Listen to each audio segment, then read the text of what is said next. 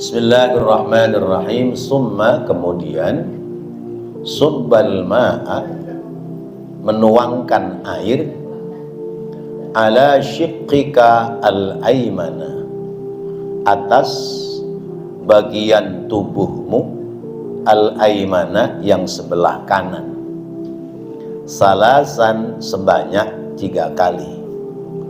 Summa, kemudian tuangkanlah, ala syiqqika, atas bagian dari anggota badanmu, al-aysara, yang sebelah kiri, salasan, sebanyak 3 kali siraman. Wahadihi, dan inilah al-kaifiyatu, tata cara dalam mandi hadas besar. Tahsulu, kamu akan memperoleh aslus sunnati, pokok daripada kesunahan. Kama qalahu, sebagaimana telah mengatakan akan hal itu al-Bujairimiyu, yaitu Imam Bujairimi. Wal kaifiyatul ukhra, dan tata cara yang lain dalam mandi hadas besar itu, ayyaghsilar ra'sa salasan, ayyaghsila, hendaknya membasuh seseorang, ar-ra'sa, atas kepalanya, salasan, sebanyak 3 kali. Summa, kemudian, syiqqahul aymana, membasuh sebagian dari anggota badan yang kanan, min muqaddamihi, dari arah depannya, salasan, sebanyak 3 kali. Summa, kemudian, min muakhirihi, kemudian dari bagian belakangnya, salasan, sebanyak 3 kali. Summa, kemudian, muqaddamal aysara, membasuh bagian depan yang kiri, salasan, sebanyak 3 kali. Summa, kemudian, muakhirahu, membasuh yang belakangnya sebelah kiri, salasan, sebanyak 3 kali. Fala yantaqilu, dan tidak berpindah, ila muakharin, kepada bagian yang belakang, kepada bagian yang lain, wala ila aisarin, dan tidak pula berpindah membasuhnya kepada arah yang kiri, illa, kecuali, ba'da taslisi muqaddamin wa aymanin, kecuali sudah membasuh sebanyak 3 kali, yaitu arah depan yang sebelah kanan. Wadluk, dan gosok-gosoklah, ma, apa-apa, gosok-gosoklah, ma, apa-apa, aqbala, yang ada di depan, min badanika, dari badanmu, wama, dan apa-apa, adbaro, yang ada bagian belakang. Wa dhahiru kalamil musannifi, dan zahirnya ucapan sang pengarang kitab ini, yakni al-Imam al-Ghazali, annal mughtasila, bahwasanya orang yang mandi itu, la yantaqilu, tidak boleh berpindah membasuh, ilal aisari, kepada bagian badan yang kiri, hatta yusallisal aymana, sehingga membasuh atau menyiram anggota badan yang kanan sebanyak 3 kali. Wa sharihu kalamihi, dan sharih dari ucapan ini, penjelasan dari ucapan ini, fil ihya'i, berada dalam kitab Ihya Ulumuddin. An-nadalka, bahwasanya menggosok tubuh itu, yakunu, adalah dilakukan, ba'da tamamis syiqqaini, sesudah sempurnanya membasuh 2 bagian tubuh, yakni kanan dan kiri, salasan, sebanyak 3 kali. Bapak dan Ibu yang dirahmati Allah, masih membahas tentang mandi hadas besar. Masih pada mandi hadas besar apa enggak? ngeledek ya. Ya. Mandi hadas besar itu kan diantaranya sebab ngerjain dan sebab dikerjain. Ya. Kalau orang laki-laki sebab ngerjain, kalau orang perempuan sebab dikerjain. Ya.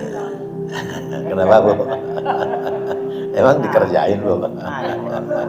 Iya. Atau jangan-jangan ibu-ibu yang ngerjain duluan. Iya. Emang orang perempuan itu disunatkan untuk nawarin sama suami. Ya. Pak, mau nggak gitu? Kalau mau, saya mau siap-siap gitu. Pakai bedak, pakai bibir, pakai minyak wangi gitu. Itu pahalanya lebih besar ya.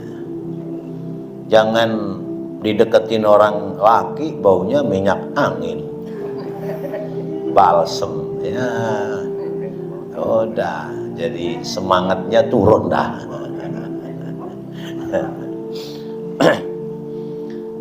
Nah, jadi tentang mandi hadas besar ya boleh jadi karena jinabat, hubungan sebadan suami istri, atau boleh jadi karena ihtilam, mimpi, atau boleh jadi karena iltiqaul khitanaini, bertemunya dua persunatan sekalipun tidak sampai keluar, atau orang perempuan sebab haid, nifas atau wiladah.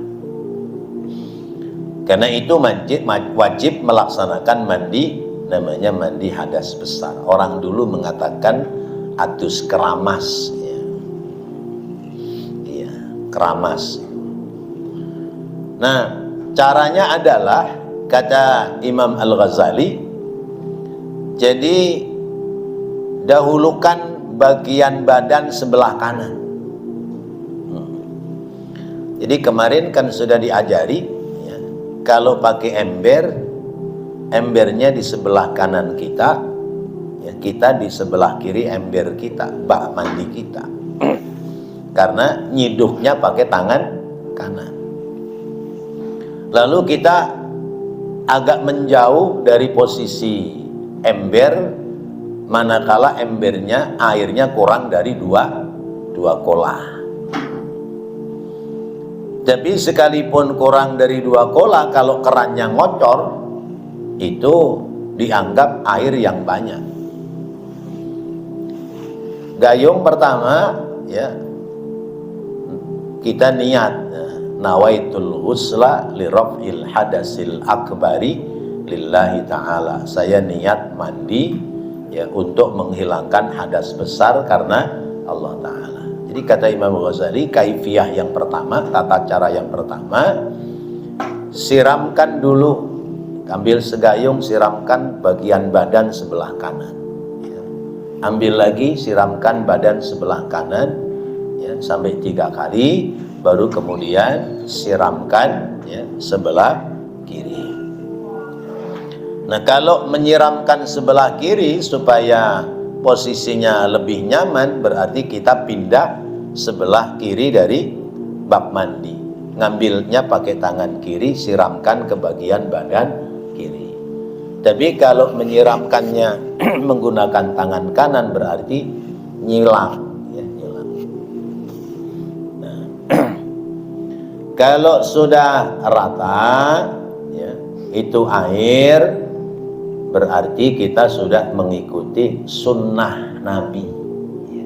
Sunnah Nabi dalam mandi hadas besar itu sebelah kanan dulu 3 kali, baru sebelah kiri.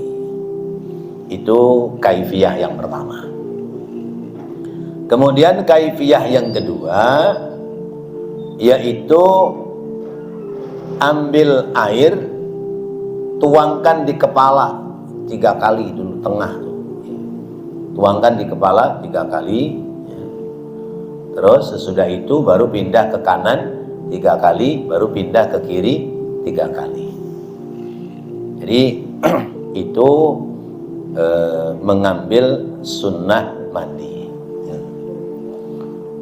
Nah sekarang kalau nggak pakai bak, pakai keran atau shower, gimana dah tuh? Kalaupun pakai shower, kita masih bisa ngambil sunnah. Badan kita yang ditadahkan air sebelah kanan dulu 3 kali, baru kemudian sebelah kiri 3 kali. Nah sesudah itu baru kemudian kita memulai menggosok-gosokkan ya, air itu kepada seluruh bagian anggota tubuh kita. Kaifiyah berikutnya cara menggosok itu adalah sebelah kanan bagian depan ya, sebelah kanan bagian depan ratakan ya. Baru kemudian sebelah kanan bagian belakang, baru kemudian sebelah kiri bagian depan, baru kemudian sebelah kiri bagian belakang. Ini kalau mau ngambil kesunahan. Tapi kalau sekedar ya kan ini sulit kalau mau pakai cara begitu. Kalau sekedar sempurnanya maka sesudah disiramkan kanan dan kiri atau dari kepala kemudian kanan dan kiri 3 kali, berarti pertama itu kepala diuyek dulu ya, diratakan itu, diuyek diratakan, baru kemudian ke leher ke bawah terus sampai rata. Nah, maka dijelaskan pada berikutnya itu kaifiyah cara menyiramnya.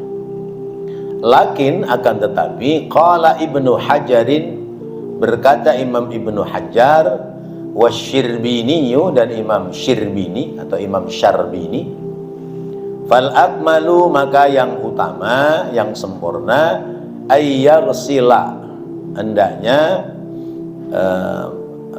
membasuh atau menyiramkan ya, wa yadluka syiqqahul aymana, kemudian menggosok bagian badan sebelah kanan al-muqaddama yang depan, summal muakhkhara kemudian yang belakang, summal aisara kadzalika kemudian yang kiri begitu juga, dari kanan kemudian dari depan kemudian ke belakang. Fahadhihi marratun, maka ini dihitung 1 kali ya, artinya 1 kali kerjaan mandi hadas. Summa kemudian saniyatun yang kedua kadzalika seperti itu pula. Summa kemudian salisatun yang ketiga kadzalika seperti itu pula.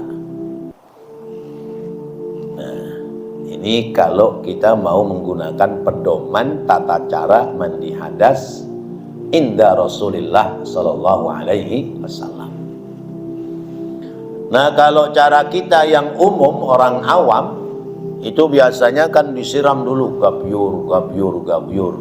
Sesudah itu langsung disabun. Ya Pak, biasanya begitu ya. Kalau badan sudah basah semua disabun.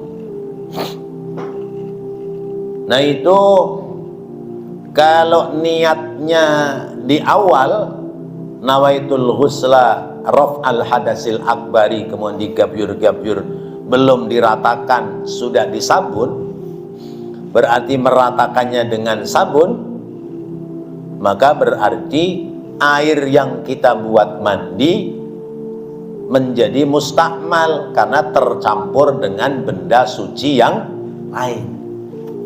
Tuh. Jadi mustakmal itu. Karena air itu berarti kecampuran sabun. Maka belum dianggap sebagai mandi hadas besar. Kalau memang seperti itu gabyur kemudian langsung disabun ya, sudah disabun dibilas, maka niatkan mandi hadas kita adalah menyiramkan air sesudah bilas ya, sesudah dibilas sabun sudah pergi, siramkan lagi, lalu digosok-gosokkan ya oleh tangan kita ke seluruh anggota badan. Berarti yang terhitung mandi hadas besar adalah bagian kedua sesudah disabun. Kalau mau ngambil yang ringkas, Ketika sudah digabyur tadi, misalnya kepala dulu 3 kali, kanan 3 kali, kiri 3 kali, gosokkan dulu. Tangan kita menggosok ke seluruh badan yang ada lempit-lempitannya badan. Kalau dikira sudah rata, air itu sudah mencapai ke seluruh anggota badan, berarti tingkat mandi hadas besarnya sudah sempurna. Baru kemudian disabun. Sesudah disabun, baru kemudian dibilas tanpa harus niat kembali mandi hadas besar. Ini ada caranya. Banyak orang mandi hadas besar udah habis air sekolam, ternyata belum sempurna, ya, karena tata caranya tidak dipahami. Wa khallil, dan sela-selailah sya'ra ra'sika wa lihyatika, sela-selai ya, rambut kepalamu dan jenggotmu. Sawa'un kana kathifan au khafifan, sama saja itu jenggot tebal atau tipis.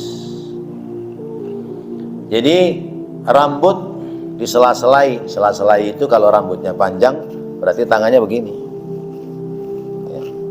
Itu disisir pakai tangan ya. Jadi kalau rambutnya pendek ya siram uyek aja dulu, uyek ya, sampai rata. Tapi kalau disiram belum diuyek udah disampoin, berarti air siraman buat mandi hadas besar tercampur dengan benda suci yang lain. Nanti siraman berikutnya sesudah dibilas, itu sampo atau itu sabun, baru niat mandi hadas besar, itu baru sempurna. Nah, kalau rambutnya panjang disela-selai, kalau rambutnya pendek diuyek-uyek. Kalau jenggotnya panjang disela-selai, tarik. Yang jenggotnya panjang, bapak jenggotnya panjang, sela-selai. Ya. Tapi ya nggak panjang banget segitu paling ya. Panjangan lagi udah kurang cantik. Ya. Nah, kalau misalnya nggak terlalu panjang, uyek-uyek aja. Misalnya cambangnya tebal, diguyek-guyek aja, supaya air itu merata, ya, meresap ke kulit, tidak sekedar di luar bulu atau rambut. Nah, wala yajibu 'alal mar'ati naqdud dhafairi. Nah, ini kalau orang perempuan bagaimana? Ada nggak orang perempuan jenggotan? Nggak ada ya. Kalau kumisan ada ya. Nah, kumisan ada, tapi ya nggak jembrung kayak orang laki ya. Kumisan ya kumis doang ya, tipis klimis gitu ya. Banyak kan tuh ada artis yang kumisan juga, itu antik itu perempuan kumisan ya. Ya, siapa, Siti Dahlia apa siapa yang kumisan? Siti Dahlia apa Siti siapa ya? Ya. Oh, Iis ya. Pada hafal rupanya sama artis ya, perhatiin juga rupanya ya. Ya. Saya pikir Siti Dahlia.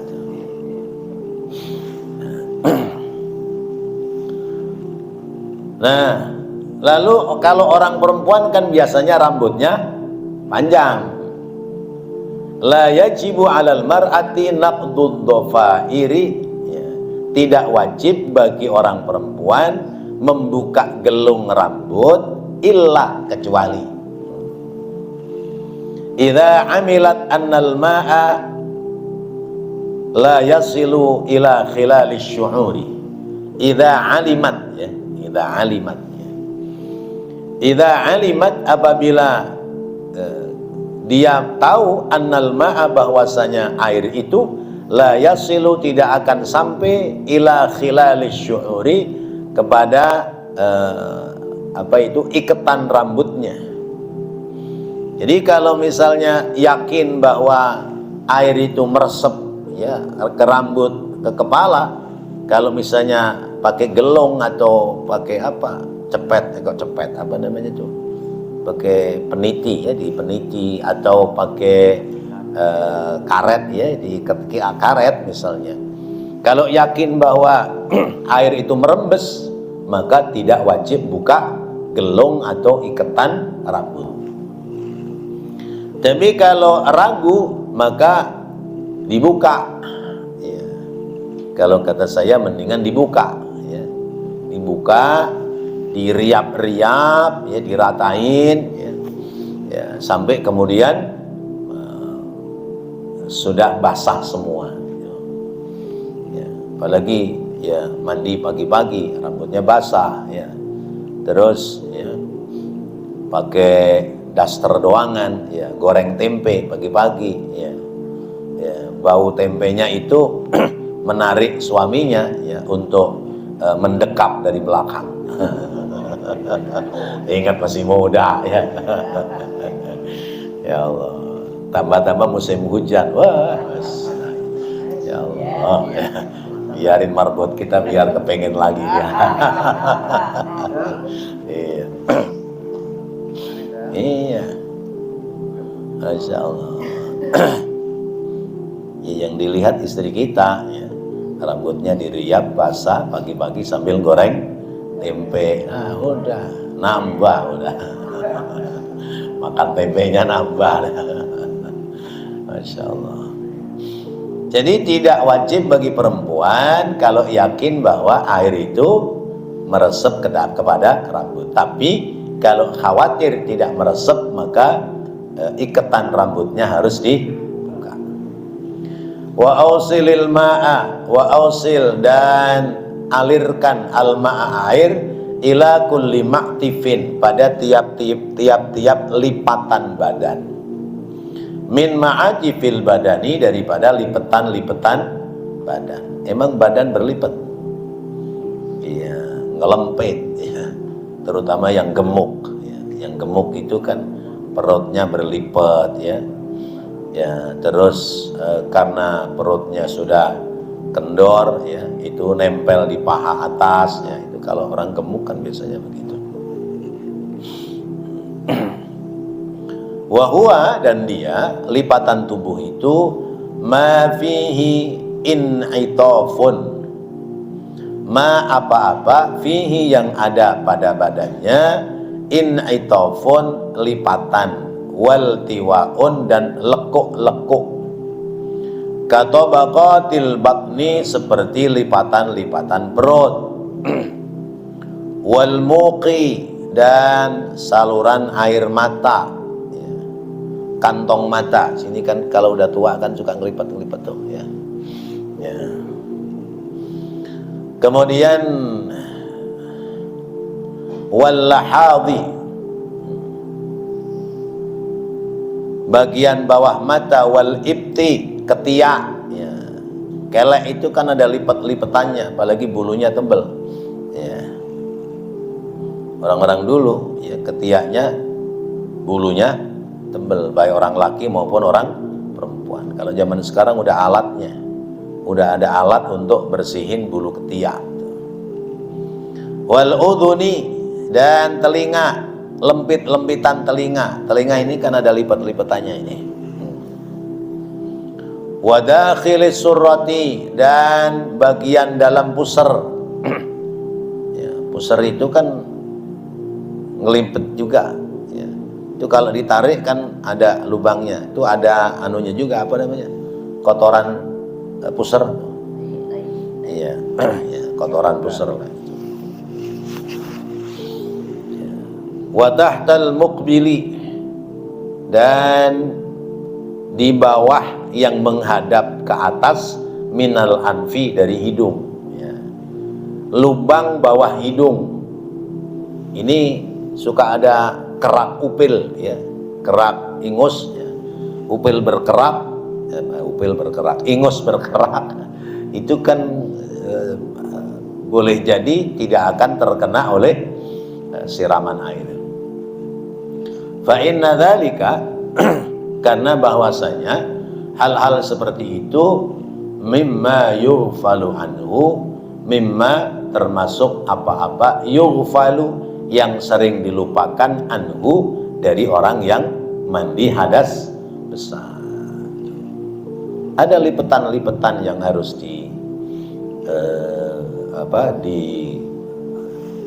dikenain oleh air mandi.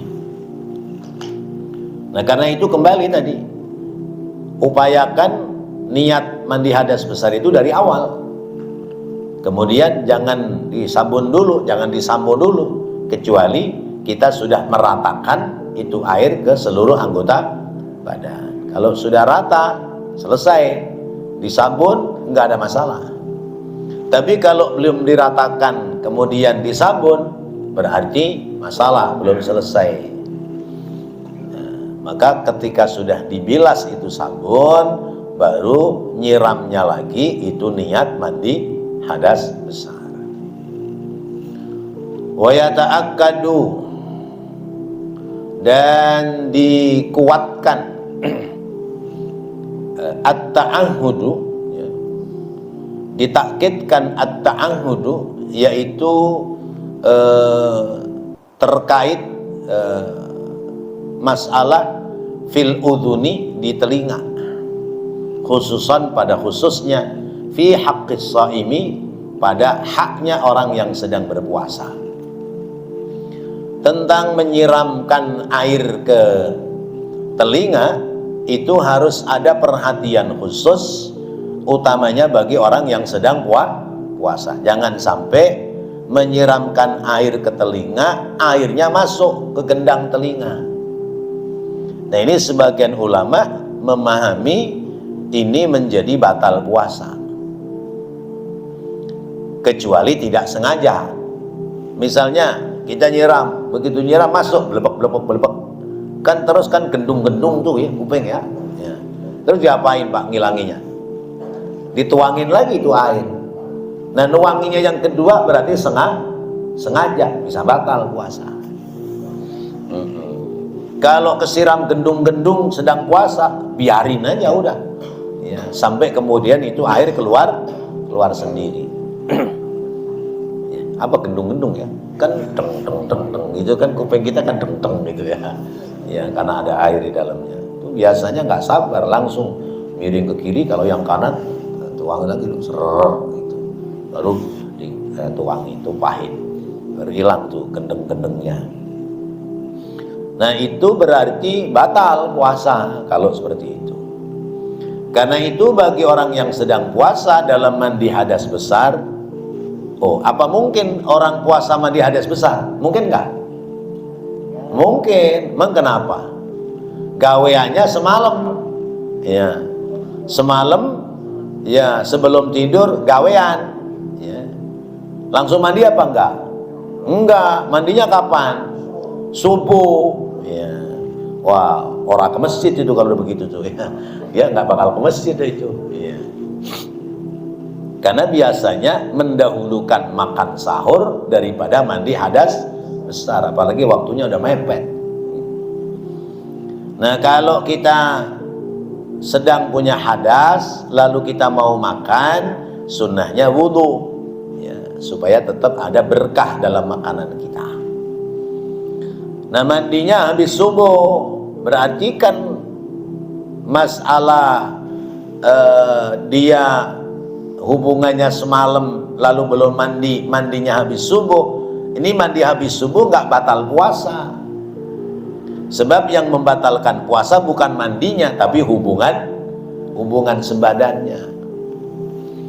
Nah, kalau umpamanya dia itu mandi habis subuh padahal posisi puasa, maka harus hati-hati cara mandinya. Atau mandi biasa, bukan mandi hadas besar, ya, sore ya, mau mandi padahal sedang puasa, khususnya terkait dengan sekitar telinga, hidung dan mulut harus berhati-hati. Jangan sampai ada air yang masuk ke 3 anggota tubuh kita, 3 lubang ini. Lalu bagaimana caranya? Khususnya untuk telinga, bi ayyakhudha kaffan min ma'in. Hendaknya orang mengambil air di telapak tangannya, ayyakhudha, mengambil kafan dengan telapak tangan, min ma'in, dari air, wa yadha'ul udhuna alaihi, dan meletakkan kuping pada air yang di tangannya, birifqin dengan pelan-pelan, mumilan dengan memiringkan telinga itu laha kepada tangan yang sudah ada airnya. Tuh begini. Jadi tangannya udah penuh air, masukin begini. Berarti lempit-lempitannya itu kena air, dan airnya tidak mungkin masuk ke dalam lubang telinga. Liyasila lima'ati fiha, supaya menghasilkan itu air ya sampai kepada lipet-lipetan yang ada pada telinganya, min ghairi nuzulin ya li dhamakhiha fayadurru bihi, dengan ya tidak menurunkan air ke lubang telinga ya, maka itu bisa membahayakan bagi orang yang sedang puasa, artinya bisa batal puasa. Masya Allah, sebegini detailnya agama Islam mengajarkan kepada kita. Mandi aja pakai aturan ya. Apa nggak luar biasa coba? Kira-kira ada nggak di agama lain urusan mandi pakai aturan kayak begini? Nggak ada ya, nggak ada. Agama lain nggak ngerti tentang mandi hadas besar, nggak ada pelajarannya. Misalnya pagi-pagi udah mandi, terus istri ngajak ya, udah gawean jalan kerja aja ya. Berarti masih dalam keadaan kotor. Kalau orang Islam kan nggak begitu. Jorok banget tuh ya, jalan kerja sih ya, keadaannya punya hadas besar. Wa manabitis sya'ri, dan lipatan-lipatan rambut, ma khaffa minhu wa ma kathifa, ma khaffa wa ma kathufa, baik itu rambut yang tipis maupun rambut yang tebal. Jadi mau rambutnya tipis, rambutnya tebal, itu air itu harus diratakan ke rambut. Nah, rambut kita itu ada berapa macam, Pak? Di kepala namanya rambut, di atas mata namanya alis, kemudian yang nempel di bunga mata apa namanya, kelopak mata namanya idep ya. Idep itu bahasa Jawa, makanya kamu lihat si Fulan nggak, ora idep, itu nggak lihat. Bulu mata ya, ini yang depan, yang atas, yang bawah itu bulu mata. Kemudian di bawahnya itu rambut hidung. Dalam hidung itu ada rambut, karena itu untuk menyaring udara yang ada kotorannya. Ternyata kotorannya tersaring, setan yang masuk. Setan itu sembunyinya di lubang hidung ya, maka kalau bangun tidur tuh ya, lubang hidung itu disedotin air tuh biar setan kabur. Termasuk sunnah wudhu istinsyak itu ya, membersihkan lubang hidung dari sembunyinya setan di dalam hidung kita. Namanya bulu hidung. Di bawahnya namanya kumis. Terus di bawahnya bibir bawah apa namanya? Nih, di atas jenggot ada juga kan ini bulu. Opo iku jenengin apa namanya? Nggak tahu dah tuh. Iya, di bawah bibir, di atas janggut itu ada bulu. Ada yang tebal ini. Baru kemudian yang di janggut namanya jenggot, tempatnya janggut, bulunya namanya jenggot. Ke bawahnya bulu dada, ke sampingnya kanan kiri bulu ketiak ya. Ke bawahnya lagi ada bulu lagi ya, nggak usah disebut ya. Iya, jorok itu kalau disebut ya. Ada nama tersendiri itu ya. Iya. Ya, belakangnya but juga rambut ya. Ya. Nah, itu harus rata, itu air harus sampai. Paling bawah rambut kaki, di kaki juga ada rambut. Masya Allah. betapa Allah maha murah ya, memberikan rambut kepada kita. Dan semua tentu pasti ada faedahnya masing-masing. Jadi semua manabiti sya'r ya, lepitan-lempitan rambut itu harus diuyak-uyak supaya air meresap ke kulitnya. Wa innama wajaba ghuslul kasifi huna, dan bahwasanya wajibnya membasuh rambut yang tebal di sini dunal wudhu'i, bukan sebab wudhu, liqillatil masyaqqati, karena sedikitnya kesulitan, huna di sini li'adami takarrurihi fi kulli sholatin, karena ketiadaan berulang-ulang seperti wudhu untuk melaksanakan sholat. Bikhilafi, berbeda dengan wudhu, bikhilafil wudhu'i, berbeda dengan wudhu. Kalau mandi hadas besar, baik itu kumis jambangnya, cambangnya tebal atau tipis, harus basah semua sampai ke kulit-kulitnya. Beda dengan wudhu ya, kalau wudhu, kalau cambangnya tebal cukup dibasahin luar rambutnya, nggak mesti diuyak-uyak sampai ke dalam kulit.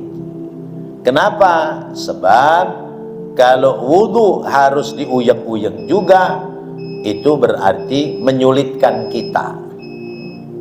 Sebab yatakarroru, orang wudhu itu berulang-ulang. Kalau mandi hadas besar tidak berulang-ulang ya. Fa innahu yatakarroru kulla waqtin fa khuffifa fihi, maka bagi yang cambangnya tebal, khususnya orang wudhu, itu tidak mesti diratakan air sampai ke kulit-kulit daripada mukanya. Tapi kalau mandi hadas besar harus diratakan. Kenapa? Karena mandi hadas besar tidak sesering orang berwudu. Wallahu a'lam bissawab. Mudah-mudahan Allah jadikan ilmu yang bermanfaat. Rabbana taqabbal minna innaka antas sami'ul alim wa tub 'alaina innaka antat tawwabur rahim. Rabbighfir warham wa anta khairur rahimin. Wa sallallahu ala sayyidina Muhammadin wa ala alihi wa sahbihi wa sallam. Walhamdulillahi rabbil alamin. Wassalamualaikum warahmatullahi wabarakatuh.